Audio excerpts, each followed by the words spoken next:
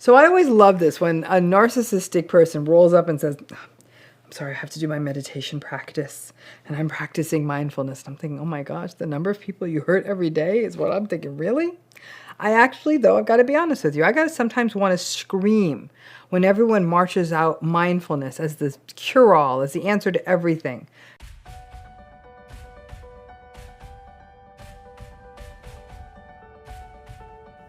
Let's talk about this thing called mirroring. So let's start by asking or reflecting on, do you know why so many of you have fallen in love with narcissists or stayed in those relationships for such a long time? Because you believe they loved you and saw you like nobody has ever seen you before.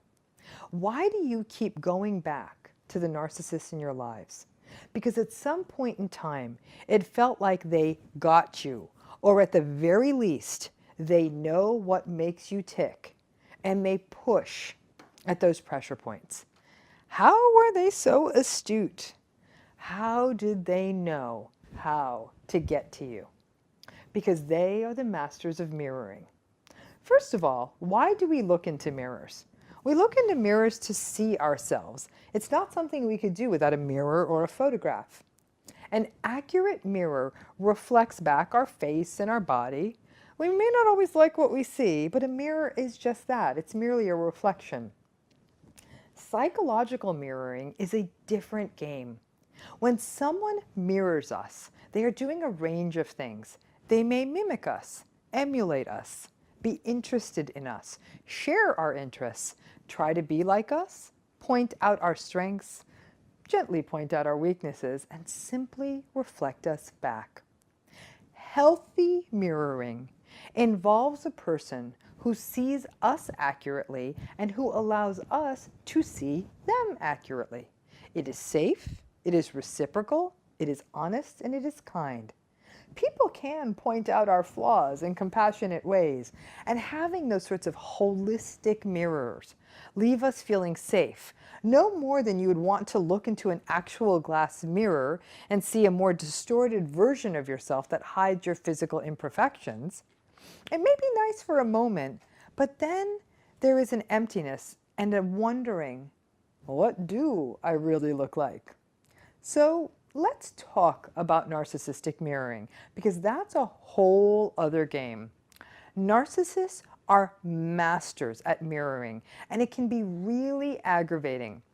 It goes back to the point that obviously narcissists must have something in them that resembles empathy, because they are able to look out at themselves long enough to see our weaknesses and our sadnesses and our vulnerabilities and actually mirror them back to us. They had to be paying attention to get that, right? And if so, why aren't they paying attention anymore? The narcissistic mirroring process is less about seeing you in some meaningful way than it is about data gathering. The mirroring is often embedded in the love bombing process. They pay so much attention to you at that time that they are learning about you quite quickly. And many people succumb to love bombing and pull back on their boundaries and open up because it does feel so good to be mirrored. They are filing all of this information away, that sad stories of your past and the way you feel about your mother and your insecurities about how you look and your appearance. They remember it all. And down the road, when they need it, they will weaponize it. For example, in an argument, knowing how traumatic your relationship with your mother was, they will throw a zinger at you like, wow, now that you're mad at me, I can see you're actually just like your mother. And even as they say that, it cuts deep and they know it. Another common dynamic in mirroring is emulation, which can look like mimicking. This can happen in close relationships and it can happen in friendships actually. The narcissist may actually start taking on your interests, like you do CrossFit and now all of a sudden they are into CrossFit. A friend who is mirroring may modify her hairstyle to be a little bit more like yours, or someone might get a car like yours, or they may take a vacation to a place you are talking about. Now, this experience of emulation and mimicking can be both flattering and unsettling. While imitation may be the sincerest form of flattery, it can also feel a little bit creepy and stalky. And if you do try to call them out, they will often then project onto you that maybe you're jealous of them and accuse you of being selfish and wanting to keep them out of your life. Under those accusations, many people second guess themselves and just assume that the narcissist is so into you and so interested in you and so trying to get to know you that they just want to become a part of your life. And in fact, you may judge yourself negatively. Mirroring also means that they try to get to know every single detail of your life in excruciating detail. Your family, your history, your preferences, your habits. And again, for most people, this seems flattering, or it's just a classical part of getting acquainted with someone. And because we often feel in our world that people are so disconnected, many people may feel that this kind of inquisition is how it should be. The issue becomes how intensive it is. Many times people are quite private and have learned to set and hold boundaries, and they may not want to push the fast forward button on getting to know someone, which is fine and it's totally appropriate. The challenge is that if you are not as forthcoming as the narcissist wants you to be, as into it as they am, as they are as part of this mirroring process, they may be put off and start using gaslighting, guilting, and shaming as ways of coercing you into sort of this mirroring dance. Mirroring is initially flattering, and the fact is, if you do have good boundaries and good instincts and you're willing to disengage when this mirroring experience almost feels overwhelming, and then you actually choose to not engage, the narcissist is actually going to get irritable and will often then move on to new supply. The problem arises when you don't detect it early and the mirroring gets protracted over a much longer period of time and you sort of get sucked in, because then the mirroring becomes part of a larger process of manipulation and control. What becomes interesting is the day that the mirror goes from light to dark. Initially, narcissists are really great at mirroring back all the wonderful things about you. It's why the love bombing phase can be so seductive and be so powerful, because the mirroring is so powerful. And for the first time, many people get that sense of overwhelming and effusive praise for someone. They've never felt anything like it. There's an old African proverb that says, "Beware when a naked man offers you his shirt." The same kind of suspiciousness should be happening here. The narcissist lacks a strong sense of identity. They also lack a strong sense of security, so their mirroring is at best an empty process, I guess. One day, the mirroring does go to a dark mirror. They start reflecting back all the things that are wrong about you, or now that they know what matters to you, they will devalue the very things that matter. They start seeing you through a pathological lens. At one point they wanted to go to church with you, and now they're diminishing your faith. And at this point, you think that you would run away because now it doesn't feel good. But you don't run away. Why is that? So here's the problem, especially during the dark mirroring phase. Mirroring works because, sadly, we sometimes agree with the distorted image that the narcissist sends back at us. Let's imagine that I look into the mirror. I'd expect to see black hair, brown eyes, brown skin. Now, if I looked into the mirror and I saw a person with a bald head or blonde hair or blue eyes, that would be deeply unsettling because that's not what I look like. Now, psychological mirroring is quite similar. We expect to see the truth, but we see what we expect to see. And that's where the mirroring of a narcissist gets very dangerous. They mirror back what we think may be true. So many of you grew up in homes where you received distorted mirrors. You may have been ignored, which is a bit like having no mirror. You may have been criticized, like having one of those funhouse mirrors that distorts you and makes you look like you gained 200 pounds or are 10 feet tall or something. You may have only been mirrored for certain parts of yourself. And that would be a little bit like looking into a mirror that only showed half of your face. We take these distorted mirroring experiences that we had as children and we take them into our adulthoods. And as a result, sadly, we don't always run away when the mirror that another person places in front of us is distorted. You don't run away when the psychological mirror in front of you is cruel or invalidating or unkind, because after all, that's what the mirrors of the past showed you. Now, mirroring doesn't just happen in romantic or intimate relationships, even though that's where it's most likely to happen because you're meeting someone as an adult. It can absolutely happen in professional relationships. For example, a colleague or a manager or a mentor may engage in a mirroring experience that can leave you feeling like you're being seen for your professional prowess and ability and promise in a really unique manner. But just like in any intimate relationship, the mirroring may be a form of data gathering and control, figuring out your pressure points. And then that vulnerability can be used against you in the future. It may even keep you in a suboptimal work environment because you felt so heard at one time and so confused at other times. And because it doesn't have the same intense feeling as a romantic relationship, the workplace mirroring can be much more difficult to detect. One of the things that can be so aggravating about mirroring is that it does fly in the face of the narcissist's lack of empathy or limited empathy. Obviously, they do have the bandwidth to engage with your emotional world long enough to understand that they understand you and they get the intel and the data. So now they clearly have the capacity to attend to another person, but only if it fits their needs. And ultimately, selective empathy is really not empathy. So why do narcissists mirror?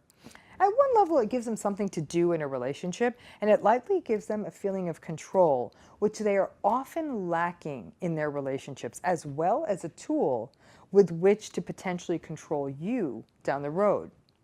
Now remember, because narcissists aren't wired for intimacy, it isn't about true closeness and connection. Rather, it's a bit of an imitation game, and it's one that can be really deceiving. At the end of the day, imitation is actually not necessarily the sincerest form of flattery. It may in fact be a red flag. And maybe flattery isn't a healthy place to start a relationship from anyhow. I mean, avoid that funhouse mirror that is the narcissistic relationship and focus instead on the accurate reflections that you get from your healthy relationships. It's interesting. We like to think that narcissists love looking in the mirror because they love seeing their reflection. What they're actually even better at is not just looking in the mirror themselves, but creating these twisted mirrors of other people. And in that way, they capitalize on our own vulnerabilities and all the sort of negative ways that we view ourselves. They keep putting back this mirror that's equal parts distortion and then the parts of us that they actually stopped and took the time to learn. Those confusing mirrors, equal parts distorted and accurate, are what can often drag us into these relationships, believing that we're understood and then wanting to fight so hard to make them understand the rest of us. The fact is, when somebody puts back something on us that is a distortion, it's on us to step away from that mirror. But that also means that we need to be more accurate mirrors of ourselves. Let's talk about the concept of a cat and mouse, right? Many of you know that I have a cat whom I'm very fond of. She's a little indoor cat, so she doesn't get much of a chance to hunt unless an errant spider or moth gets into the house. But once a lizard got in, and it was actually kind of horrifying to witness her seemingly want to torture it. We managed to rescue the lizard and get it out of the house before she had a chance of even starting to finish the poor thing off. But I had to say I wondered what it was in her nature. Frankly, I did get her because there were some mice in the house. That's why I got her. But I wonder what it was in her nature, and every cat's nature, to play cat and mouse. So I did some digging, and going on a leap of faith here that the stuff I was reading was true. But a cat sort of plays with its prey, not for entertainment or to torture it. Torture is a very intentional thing, right? And I don't think cats understand that. but to exhaust the prey so the prey can't harm them. Rats and mice have rather sharp teeth, which could hurt the cat. So the cat, a larger creature, simply exhausts the prey until it can't harm them, and then it kills it. The exhaustion means that the mouse is no longer a threat, and when that's the case, then the cat goes in for the kill. Now, as always, I know this seems like a stretch, but when I was thinking about this cat and mouse thing, I linked it to narcissism. Because really, narcissistic relationships are just a game of cat and mouse. Now, sadly, in this scenario, the cat is the narcissist, sorry Luna, and the mouse is the poor soul who's interacting, or which is interacting with the narcissist. It's what they do with people, right? They torture them, they play with them, and ultimately, they exhaust them so they cannot fight back. The gaslighting, the manipulation, the confusion, the invalidation, the word salad, the dysregulated rage, the constant shifting, it's exhausting. And when we are exhausted, we are no longer a threat. And I guess they think we can't harm them. We don't fight back. We may simply be too wiped out to end the relationship. We stop being able to take decisive action when we're tired, right? And that plays into the advantage of the narcissist. They play with us. There are good days, we think we're dealing with a decent person, and then bam, there is some kind of tantrum. We have a nice conversation, and then bam, they gaslight us. That's sort of a metaphor for how the cat bats around the mouse. The prey gets tired. We, as people who are being narcissistically abused, get tired. And then the cat and the narcissist, they go in for the kill. They take advantage of the prey's exhaustion and wait till it can't harm them. So what is the metaphorical kill for the narcissist? Basically that they manipulate and gaslight us to the point that we cannot fight back. We capitulate, we give in, we don't argue. We become something and someone they can take for granted. This game of cat and mouse, by the way, is not unique to just romantic relationships with narcissists. It can happen in family relationships, definitely in the workplace and with friends. They bat us around, they exhaust us, and then they may take advantage of us, or we just unseeingly give in. We no longer become a threat or a danger to them. Think of the number of times you have sat and listened to a narcissistic family go on the same tirade as always. It gets exhausting, and perhaps they're just breaking you down so they can, once again, take advantage of you. Now, with a real cat and a real mouse, let's face it, the mouse is kind of sunk. Cats are fast and nimble and made to hunt. Now, unless the mouse can book it and find a little tiny little crack and escape, it's toast. With narcissists and their prey, we aren't mice. We know, though, so there's no little crack for us, but we know that we don't have to play the narcissist game, and yet we still do it. The misery of narcissistic relationships is generated by the backing and forthing, by the engagement, and by treating these interactions as though they are happening with a normal human being who actually cares about us. Like those mice, we are often toast in these situations too, because we engage, and for us, disengaging and recognizing the narcissistic folks for what they are is the equivalent of finding that little crack in the wall to run into. Or, in another scenario that has saved more than a few mice, the cat gets distracted. That actually is how we saved the lizard. One of us distracted the cat and the other one got the lizard out of there. But when the narcissist gets distracted, it may be by new narcissistic supply or something that's just more engaging for them, then they may look away long enough for a person in a narcissistic relationship to step out. So the game of cat and mouse usually works out for the cat. Simply understanding the narcissist's tactics and motivations can be enough to help you win at it. But also understanding that in the same way, the cat is able to destroy the prey by exhausting it, by making sure it's not dangerous anymore. It's crucial that we don't fall for their tricks and get exhausted. So we have the energy to set boundaries, disengage, and potentially get out. That's what makes us dangerous, the ability to do those things, right? Another great example of this, though, is something that we see in litigation. Narcissists, they do love them a lawsuit. They also love being very vindictive. So if you've ever been on the wrong end of a narcissist in a money matter, in a divorce, in some sort of business situation, they are unrelenting, even in a negotiation, right? They're unrelenting. They will keep, again, batting the other person around, whether through litigation, whether burying them in legal documents, whether constantly changing the terms of a deal.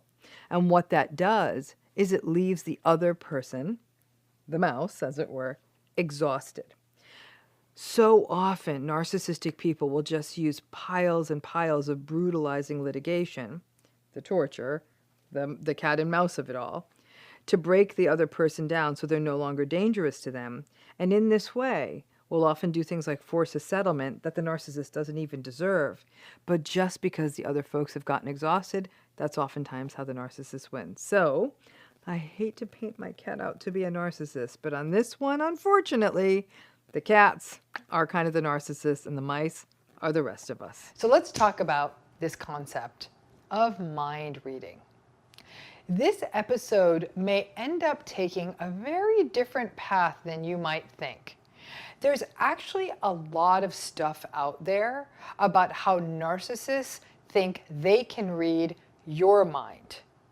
They actually arrogantly get a lot of swagger from the idea that they are able to read other people's minds and read other people like a book and get what they want out of them, and that they can do, they're almost like magicians. They can manipulate them and they can exploit their weaknesses. And frankly, sadly, this is true to a point. Some are really good at this, particularly the malignant narcissists who have that exploitative core that allows them to mine a person's weaknesses and use them for their own personal benefit. And no, narcissists are actually not really good at reading your mind per se. They're really good at being a salesperson, at listening to you long enough to learn your vulnerabilities and maybe even some of your preferences, and then store them away for a rainy day and pull this knowledge out in a way to put them at an advantage. Definitely not from a place of empathy. But that's not what this video about mind reading is about. I am talking about mind reading in another direction. In this episode, we are going to take on the idea that narcissists expect you to read their minds. Many times, a relationship with a narcissist can just feel like one big, fat misunderstanding. And the core of that misunderstanding is often the narcissist's core belief that other people should be able to read their minds. It's their grandiosity and egocentricity at play. Their grandiosity borders on the delusional. So they actually do believe that people should anticipate their needs and know what they want and make it all happen. And their egocentricity means that the narcissists actually do believe they should be the center of other people's lives too. This anticipation or sense that you are supposed to be reading the narcissist's mind can play out in several different ways. To start, it can actually be very simple.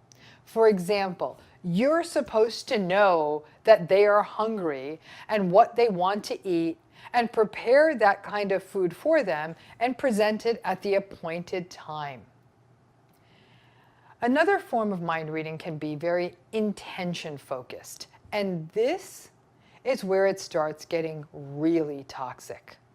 Let's think of the classical narcissistic trope, and this is one that often plays out in couples therapy as well. For example, you may, in good faith, go into couples therapy and indicate that your partner said something menacing or cruel or invalidating and share that thing that was said. The narcissist will then say something like, "You know I didn't mean that," gaslighting, or "What I really meant was blah, blah, blah," or "Please, you didn't really take that seriously, did you? You know I was still angry about last week. You know what that was about. It was about this other thing." It's frustrating as can be because no, you didn't know. And if there's one thing to know about all human relationships, is that there is a real danger in assuming anything, especially assuming a person's intentions. And the fact is, the reason so many people do get stuck in narcissistic relationships is that they are constantly issuing rationalizations for the narcissist's behavior. He didn't really mean that, or he just says angry things when he's upset, etc., etc. That may not be mind reading per se, but you can see how making assumptions about the narcissist's intent or reasons for their unhealthy behavior can be very tricky. And when you throw mind reading on top of all of it, it feels impossible. Narcissists are actually rather fragile. Obviously, we know that through their hypersensitivity and their insecurity, that often manifests in those ways. But we often forget it because they are so superior and so arrogant. And this can raise an issue of mind reading that can often play out with covert narcissists. Because covert narcissists are actually quite socially anxious, they do not do well in social situations. As a result, they may often really struggle in social situations, and then this can manifest them as being sullen and difficult and argumentative when you're in those situations.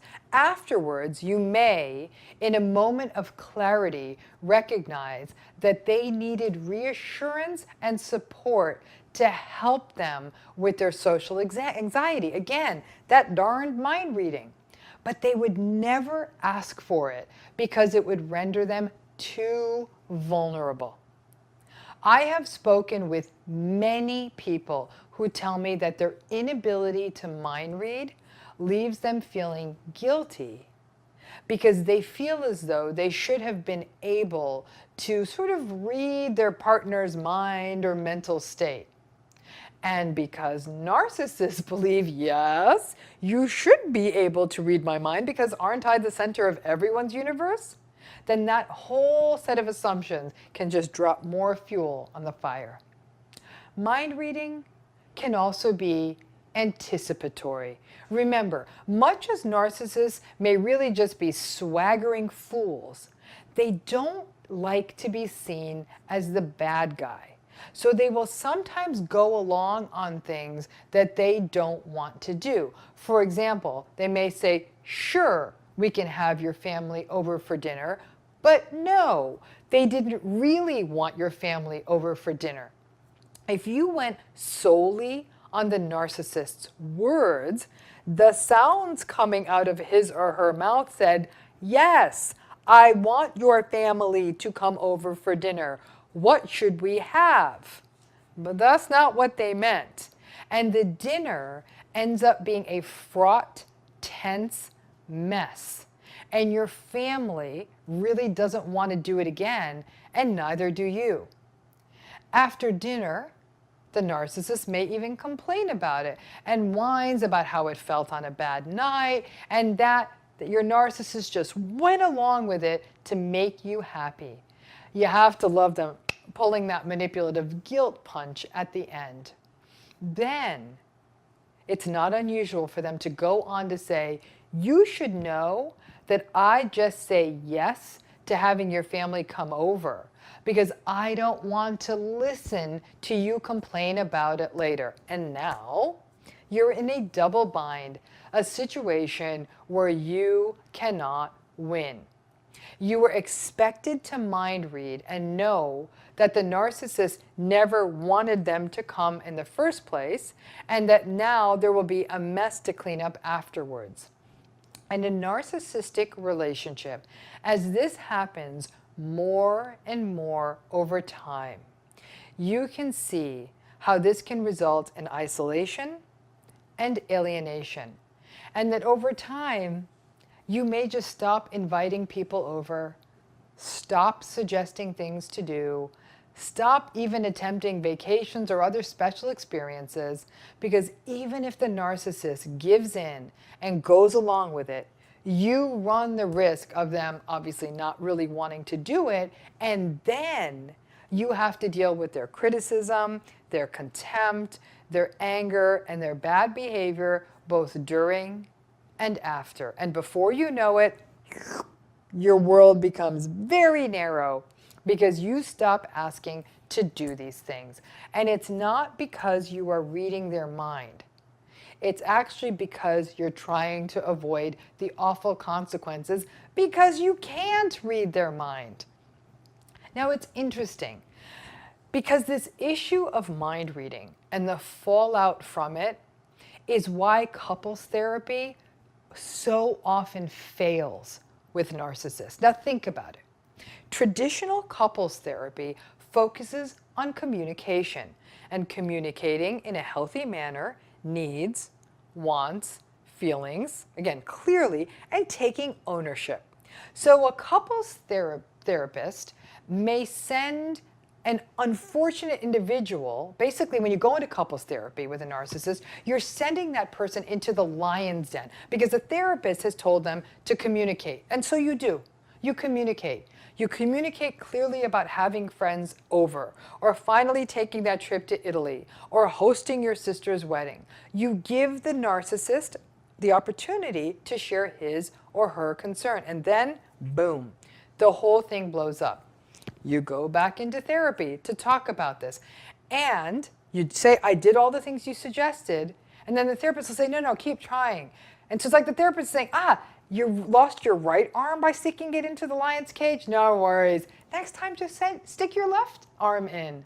Communication like this does not work with narcissists because no, you can't read their mind. And even if you could read their mind, would you really want to have a relationship that's based on you channeling the narcissist's thoughts for them and responding in a way that works only for them? That's not a relationship. That's subjugation. Now, mind reading is a very problematic issue in narcissistic family structures. For example, narcissistic and invalidating family members who get angry when family members can't just anticipate what they want and just do it. Children who grow up in homes in which anticipation of mind reading or their capacity to mind read is a prevalent theme. These kids live on eggshells. They become exhausted at waiting for that other shoe to fall and always over anticipating the narcissistic parent's needs or trying to decode all of these situations, trying to read the narcissistic parent's expressions, anything to stay ahead of the need to mind read and avoid a blow up. Where mind reading makes all of these relationships so tense is that if you don't do it right, and you're not always going to do it right, it's going to be followed by rage. In some ways, mind reading and your inability to do it can explain a fair share of narcissistic rage. At times, they're getting enraged because you didn't read their mind. You didn't know that they had a bad day at work, or you didn't know that someone had hurt their feelings, or you didn't know that things were not going the way that they want.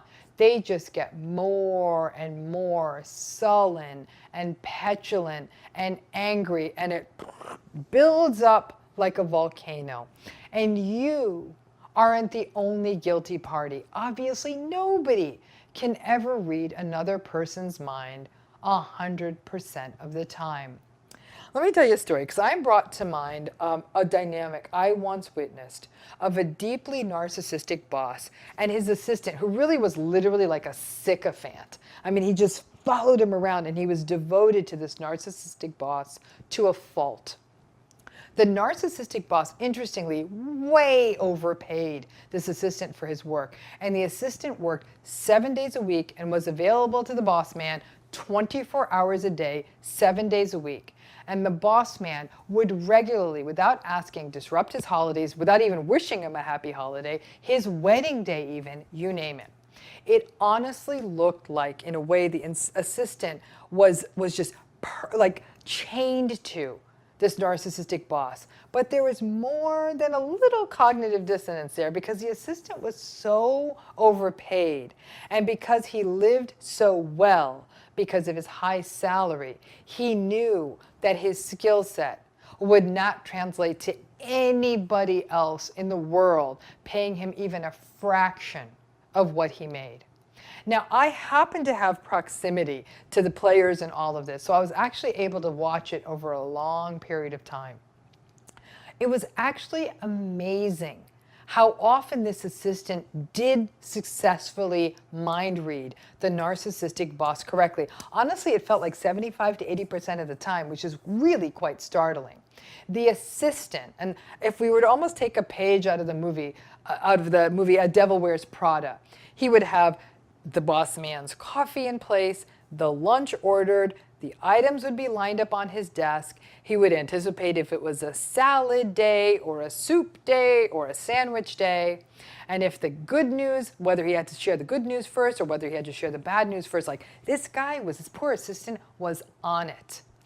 But if this assistant, got it right 75% of the time, that meant he got it wrong 25%.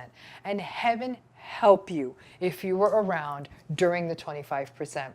The narcissistic boss would literally say out loud, "How could you not know that was what I wanted?" Curse word, curse word, curse word.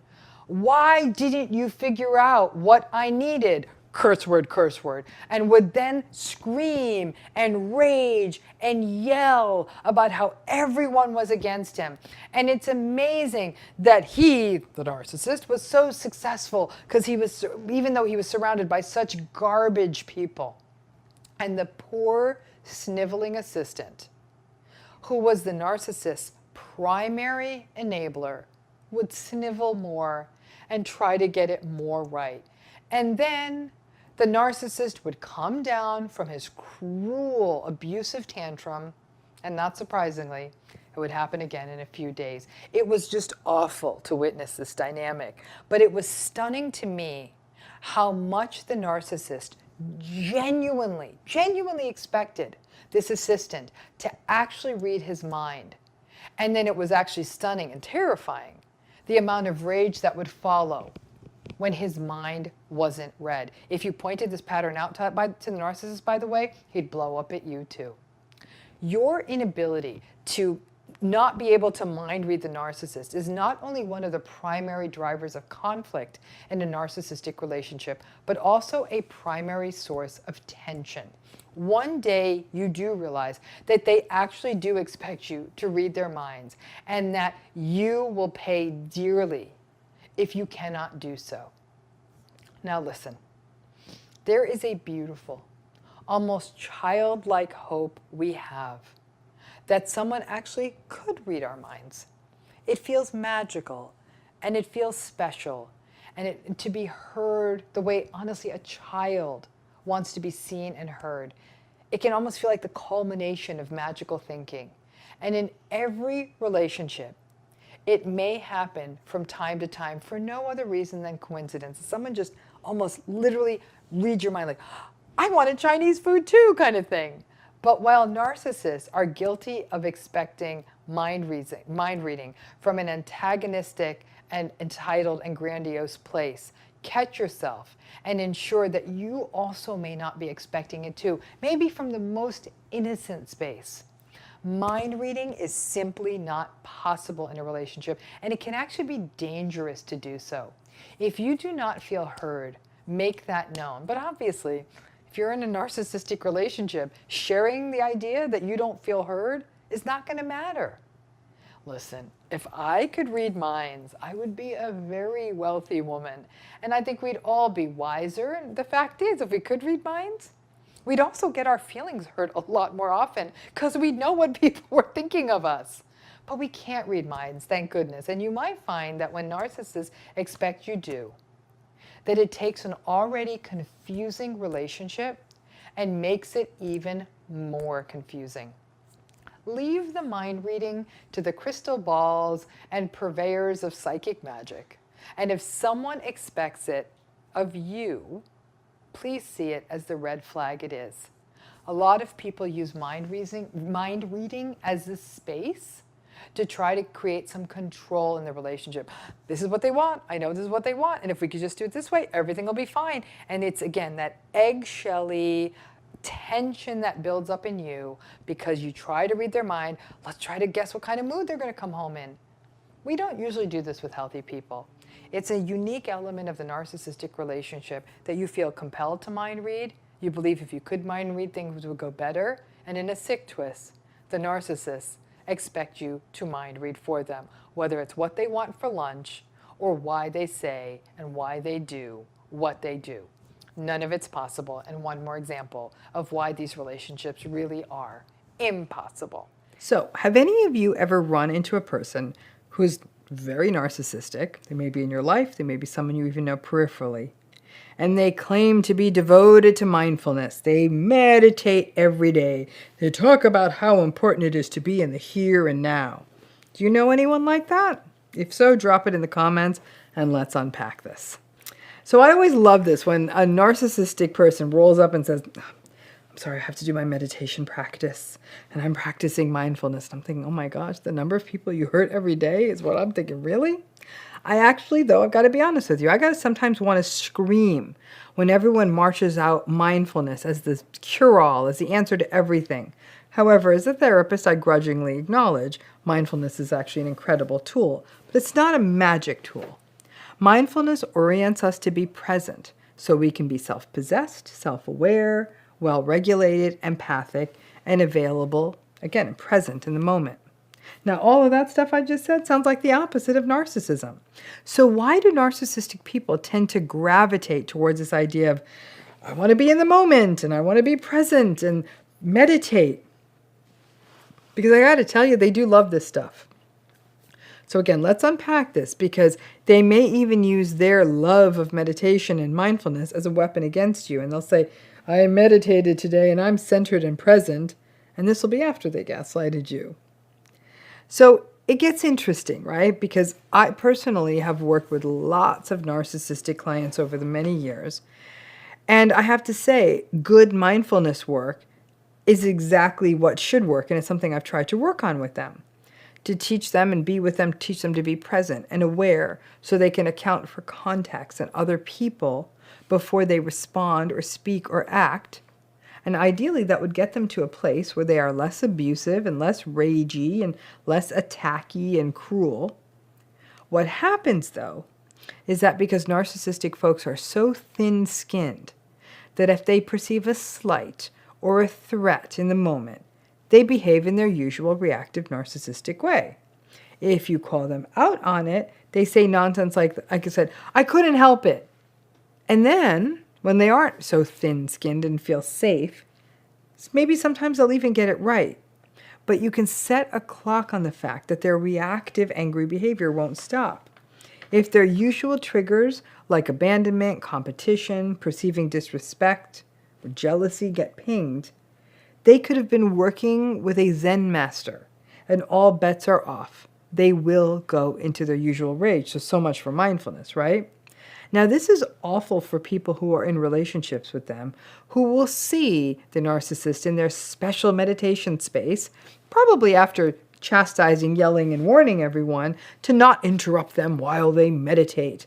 And the folks around them may think, well, yay, they're meditating. Maybe this is going to work. Maybe they're going to chill out. Probably not. It may just result in them getting angry that you at some point will likely interrupt their meditation and then using it as a weapon later on about how they're so mindful and you are a slovenly, sloppy fool who doesn't have your meditation practice, which is really just holy gaslight because they just don't see it. So much for mindfulness. Now, another thing that narcissistic folks love about mindfulness work is that it is focused on staying in the moment, staying in the now, which for them is read as code for, I can do whatever feels good right now because I'm staying in the moment, I'm staying in the now. So the person at the bar was hot in the moment, so we made out in the moment. They really actually do believe that.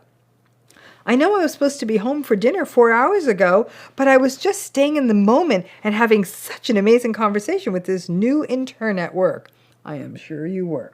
So that's how they weaponize the being in the now, basically as a seeking out of pleasure.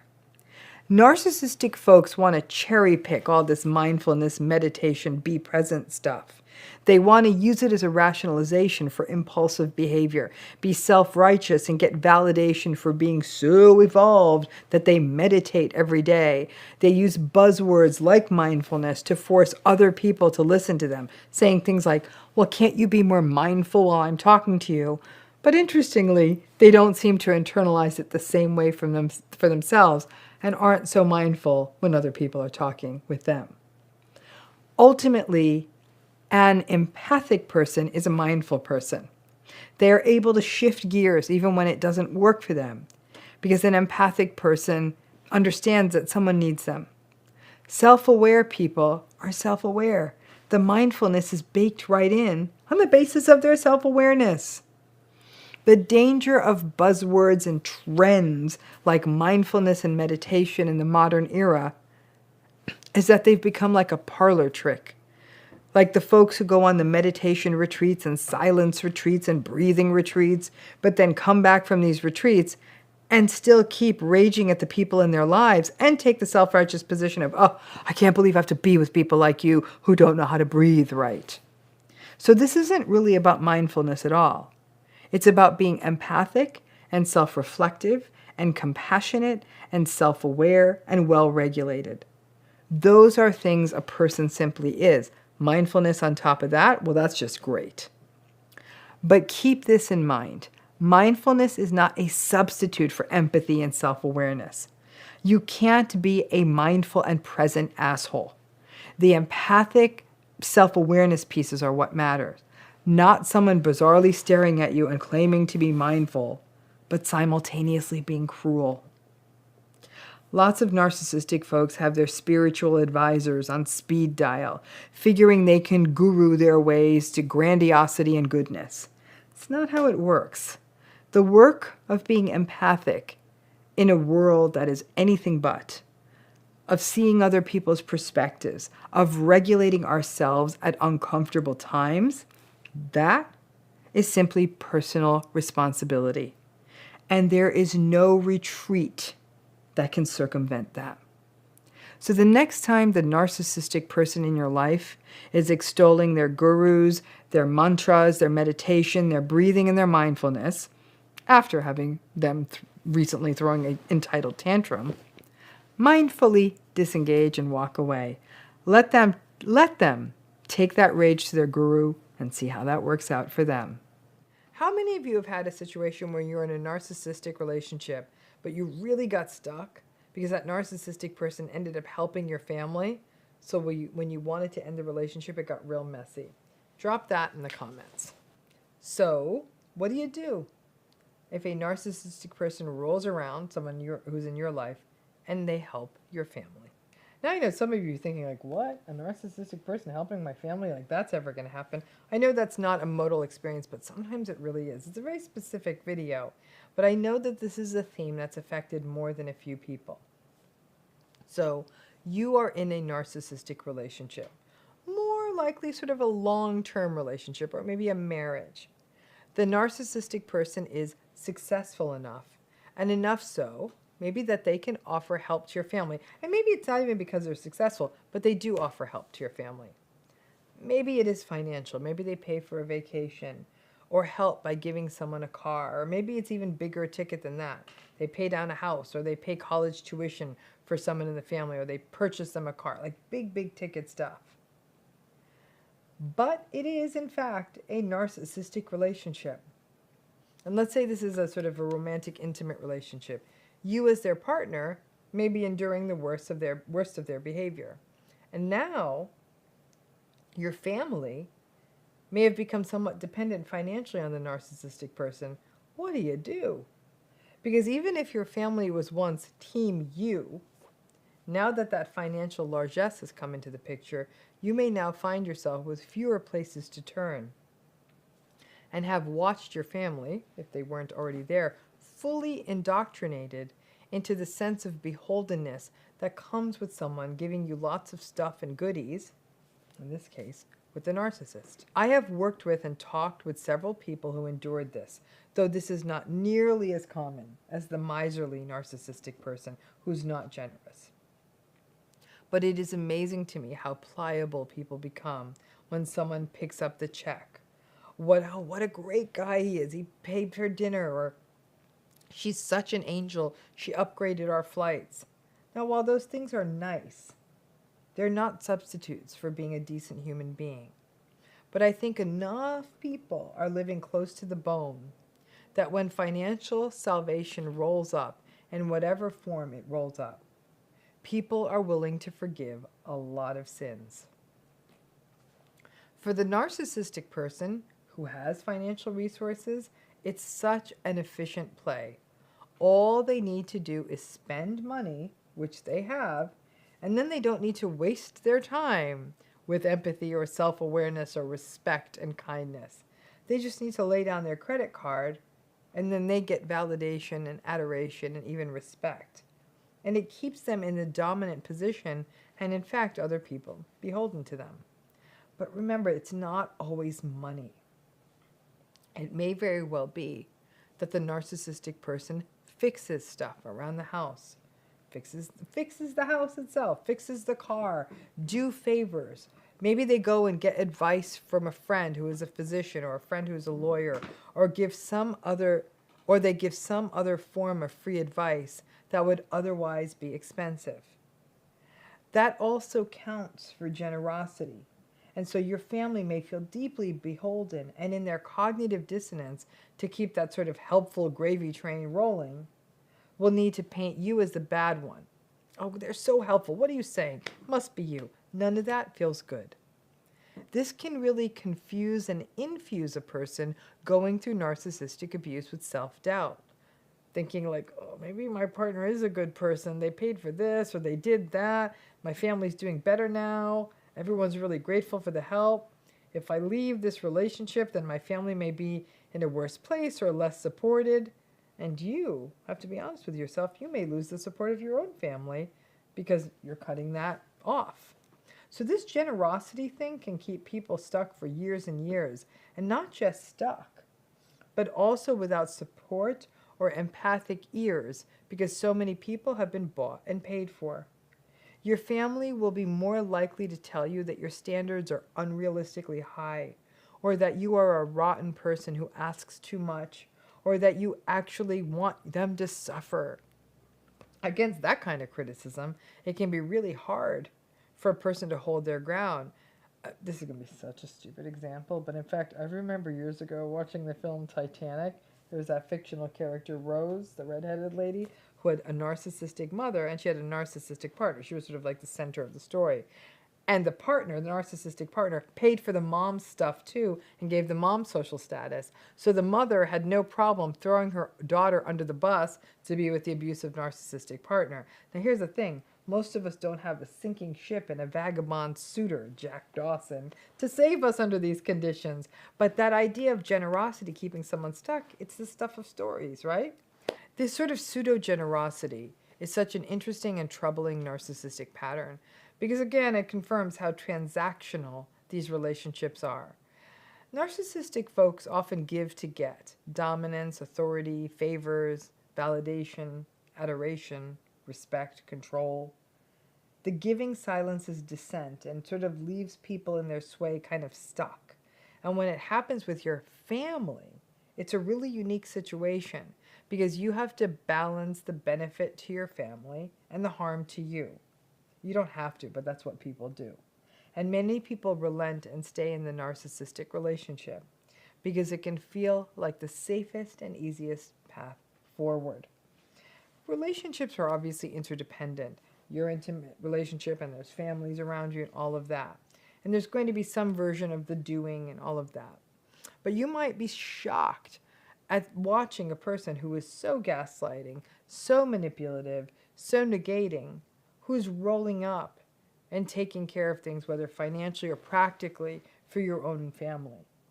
It's confusing, it's frustrating, and it can leave you stuck. It can be really, really hard to make a decision that you know may actually ultimately inconvenience your family.